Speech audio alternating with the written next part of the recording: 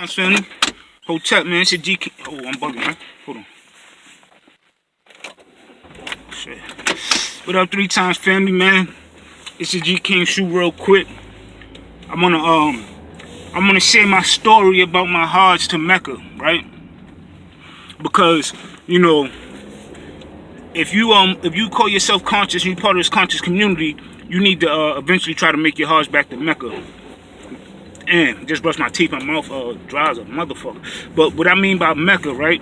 I'm talking about Harlem, specifically Harlem on 125th, right? Brooklyn is Medina, and Staten Island is Shaolin. It's a New York thing. Like, I think it comes from the gods in the earth, right? Shout out to the 5%ers. But I just want to share my story. Story time. I'm going to share my story about my Hajj, when I went to Mecca, right? Harlem. Now, I was born and raised, and also I want to, explain how long I've been, searching for knowledge and trying to liberate our people, right? Well, in 2006, I'm originally from Harlem. I moved from Harlem, right before high school. Or during the first year of high school, and so I've been in Baltimore just as long as I've been in Harlem. But and the reason I say that is because I left Mecca and I still made my Hajj back to Mecca. But start from the top. After I left Harlem, I went to Baltimore, and I spent my time. Learned people, what have you, made my bones, so to speak. And once I did that, I came across this one brother, TB the Great, long live all my brothers, long live King T, long live King TB. Damn, them little ass kids, be like, yo, this a elementary school or something. Them little niggas, like, little boy and little girl out there, like, dead ass Prince kissing, like it's nothing. That's crazy. But anyway, I made my bones, whatever, and my man TB the Great, in 06, my man TB the Great got killed. And this is my best friend. I'm talking about, like, this is my brother. This is when I first came, it's crazy, when I first came to Baltimore, me and him was beefing behind a nigga from Brooklyn, because the first nigga I met was a nigga from Brooklyn, and he was a funny type nigga, right? And when I came, he just tried to use me as muscle. Like, he tried to use me as just another body. To protect him from all these beefs, all these niggas wanting to fuck him up. So, not saying I'm super tough or whatever, but he just had an extra body. So we get out there, right, and I'm holding him down. Long story short, the nigga, TB, this wasn't my man at the time. So I'm out there, they was about to get into it one time. I step up with my man, it wasn't nothing. And then, when you come from the streets, your man beef is your beef, because they know you together or what have you. So long story short, them niggas, the nigga TB and his crew, matter of fact, this what happened. After we got into the little situation, the nigga from Brooklyn stopped coming outside, because it was getting heated. Like, niggas was ready to, niggas wasn't feeling us. So niggas stopped coming outside. So I come outside by myself. I go to the court. This is where niggas be at. I go to the court by myself. It's his crew out there. But before I go out there, before that one day, I come home and I'm walking to my building. These niggas, TB and his crew, in front of my building. I walk up to the building. I'm like, damn, it's about to go down. They about to put me together. I'm like, all right, this is what it is. This is my first, time getting jumped in Baltimore. So I'm like, all right, whatever. But I'm like, I can't turn back now, because they see me coming. If I turn back now, they fuck around, chase me, or think I'm pussy or something. So I walk to the door. I'm not making eye contact. Listen, B, I'm keeping it real. When you're in real situations, you do what you gotta do. So I'm not trying to make eye contact. I'm just trying to get between these niggas to get in the building. And as I walk in between these niggas, they out there doing what they do. As I open the door, I'm about to walk through, he stopped me. Like, yo, I'm like, fuck, I thought I was good. I'm like, fuck, so I turned around, put my back to the wall. He like, yo, check this out. That nigga you fucking with a bitch ass nigga, whoop de whoop, boom, boom, boom, and this beef ain't got nothing to do with you, this, that, and the third. I ain't really hearing it. I'm like, alright, whatever. I ain't really hearing it. I'm just trying to get to my, I'm just waiting for that first swing, or I'm trying to get to my crib. long story short, they never swung on me and it was nothing. They gave me that pass. So, like I said, the nigga stopped coming outside. So I go outside. You know, this nigga ain't never outside, and these niggas outside, so they on the court. We younger at the time, we teenagers. And niggas like, yo, you want to play ball? Because I'm out there. When I walked down there and I realized who it was him and his crew. I'm like, oh, you know, I can't turn back now. I'm already down here. So what I'm going to do, I'm going to sit here for a couple minutes and then I'm going to dip. Just so niggas don't think, I'm pushing on it. So as I'm sitting there, the nigga TB like, yo, you trying to play ball? We need an extra man. So I'm like, oh, they trying to put me together. They going to wait till we play ball and then they going to, get on me right there.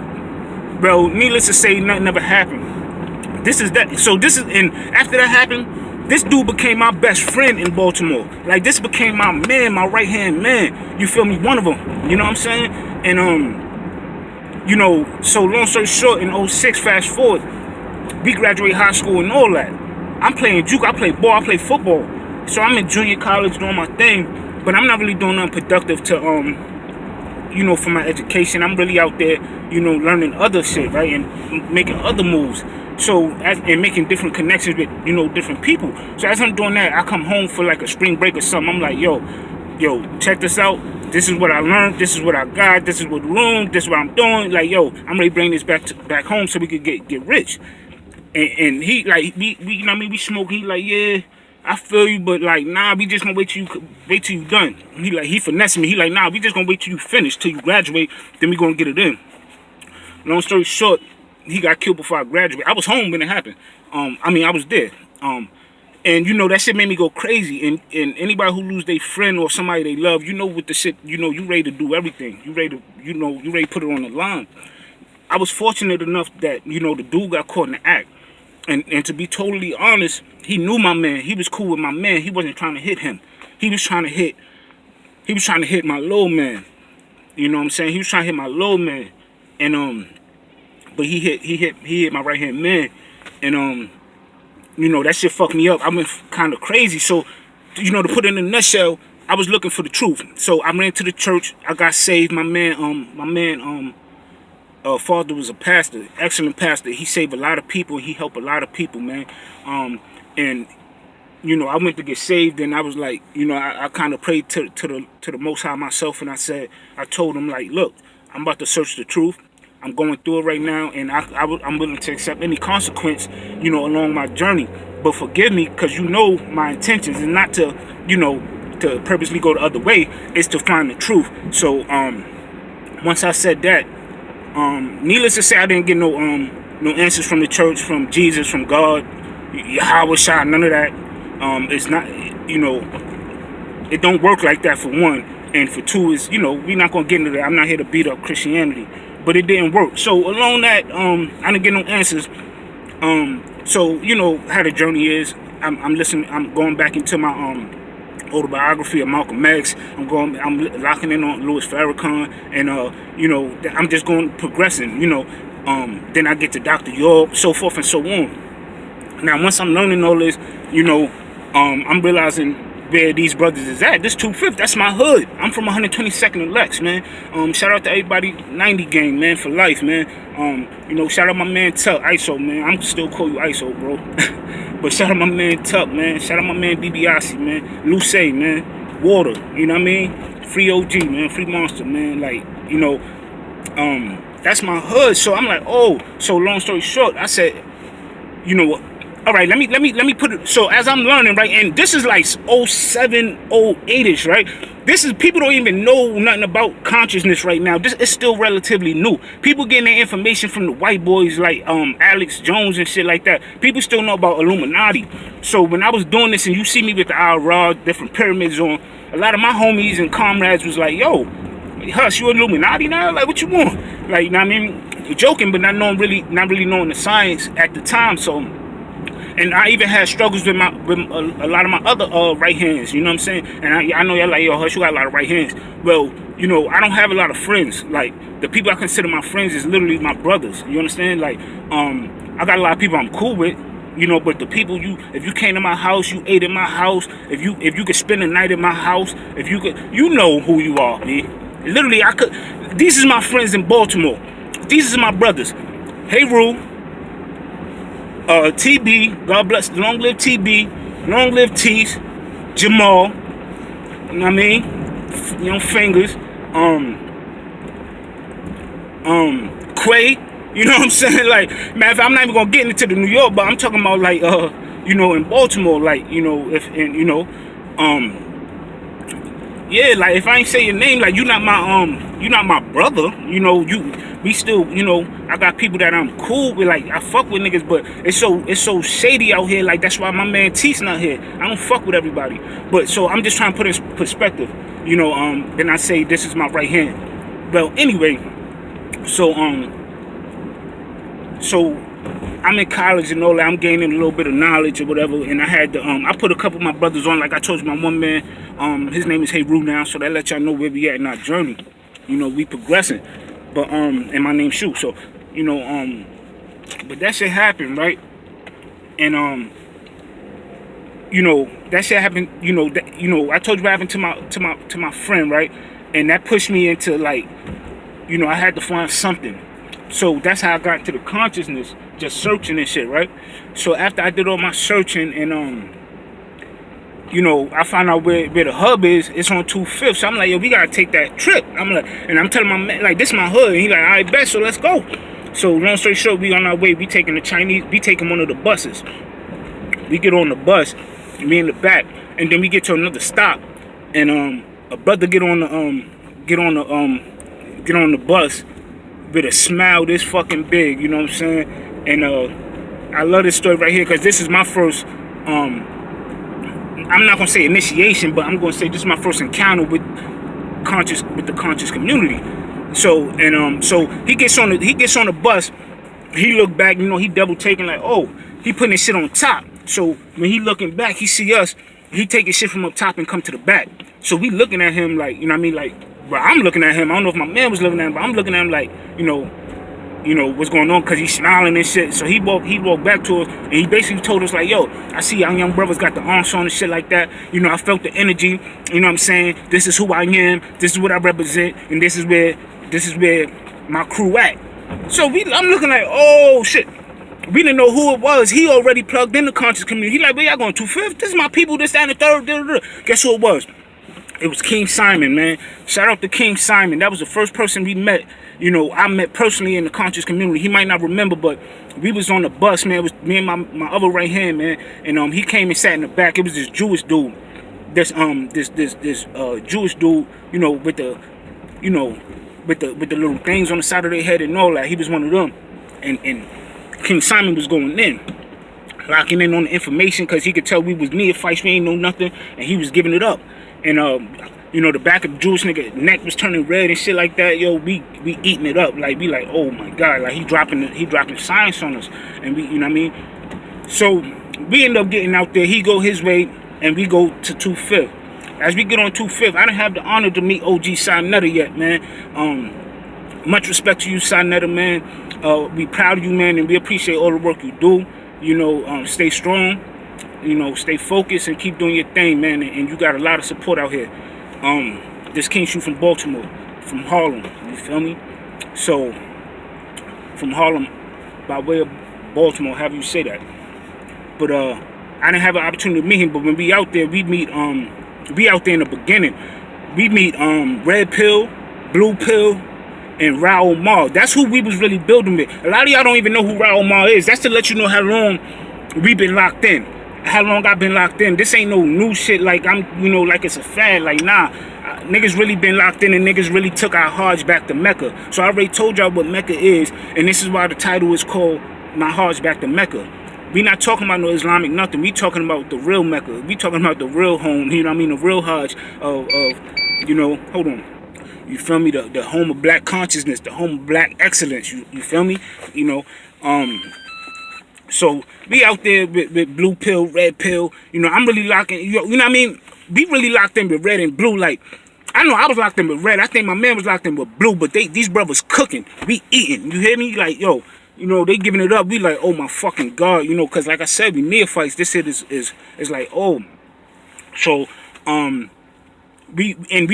really couldn't relate to red and blue at the time, because like You know, they was more. I like how they was giving it up with the uniform and shit like that. You know, like I call it a uniform, but they was giving it up. You know, with the conscious wardrobe, and I was feeling how they put that together, and they was alchemizing, you know, the culture. You know, it wasn't just, you know, shea butter and alhamdulillah and sage and meditating. You know, they was merging it with the culture. You understand? So I had a big appreciation for that, and they was giving it up. These niggas was like, these brothers wasn't dumb. Like, they was really giving it up. And Raul Ma was out there, he was giving it up. You know, that brother was like the first brother I ever heard speak Medu Neter.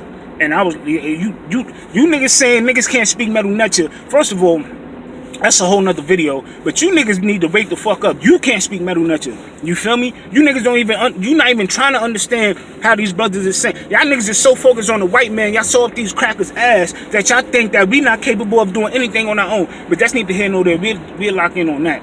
But they was giving it up. Raul Ma was out there. It was a Puerto Rican brother. He was selling the unks. That's where we got our unks from.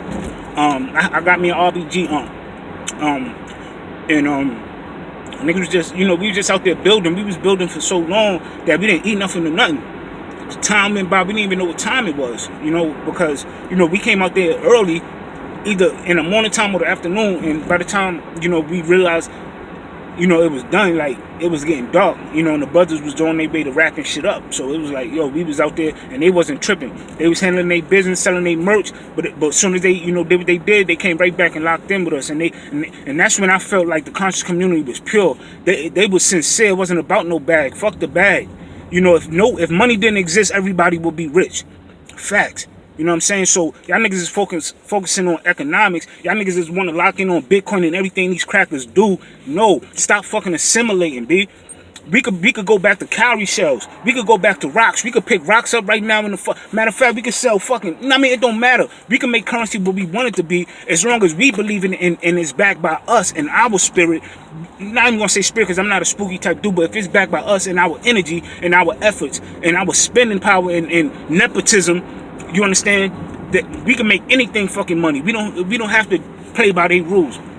But that's when these brothers, man, they was super, like, that's when all the brothers was super pure, and it was just about waking the people up. We was niggas, we was brothers from, you know, we nobodies. We was just two brothers seeking knowledge, and they seen that, and they took us in the fold. You feel me? You know what I mean? They took us in the fold. You know what I mean? We got a little deodorant on our head, but it's all good. To lead, you got to be able to follow. You understand what I'm saying? And I will always give reference to these brothers. Whether I agree with all their information now, because I had growth myself, right?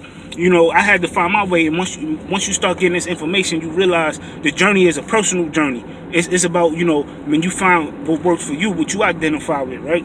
So once I did that, I may not agree with everything, but the fact that I will always be loyal to the conscious community, to the HOK. That shit broke my heart when niggas was beefing. You understand? So, you know, I ain't gonna make, you know, it's already 20 minutes, man. I could go on and on and on.